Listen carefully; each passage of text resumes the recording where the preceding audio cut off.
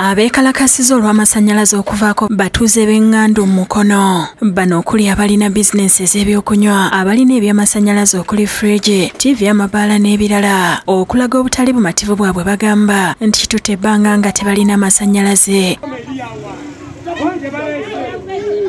Basazeewo okusula emisanvu mu kkubo awatali akkirizibwa kusala okusaako okulikumamu omuliro nga bagamba bagezezzaako okutuukirira bekikwatako ne bafuuka kyesirikidde. Tugenda mu wiiki 3 n'ekitundu tulina masannyalaze.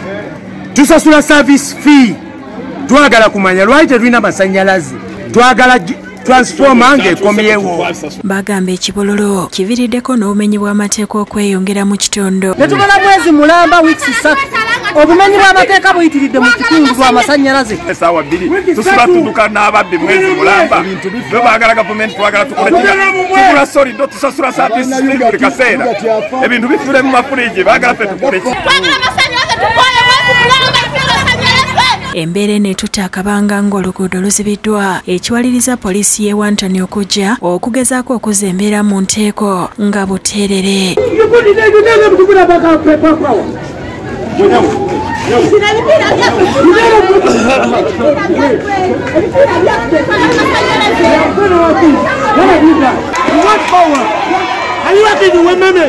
Bano oluvannyuma bakoowodde bannaabwe okuva ku poliisi enkulu e Mukono nga yo olutuuse etandikiddewo okuba amasasi mu bbanga, tiyagaasi n'okukuba abadde beekalakaasa emiggo.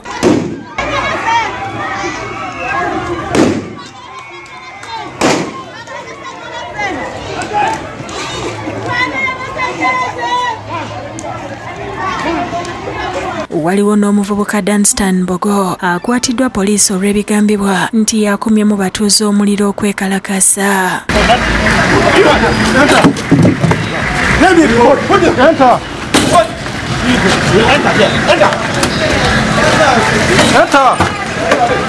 Ssentebe w'ekyalo Ngando Ibrahim Kitenda agamba awandiikidde bekikwatako amabaluwa ag'enjawulo naye empawo okuyambibwako bafunye.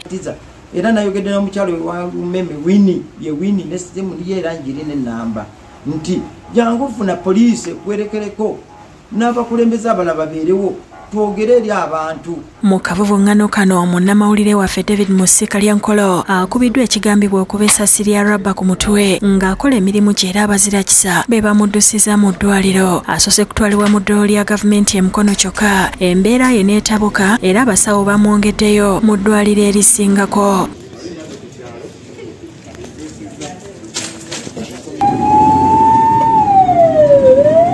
Mu kiseera kino ajjanjabibwa ku Case Hospital mu Kampala mu kifo awakuumibwa abayi giyite ICU. Marvin Museyeye yakusakidde ekkulire lino ku Lwabukedde TV.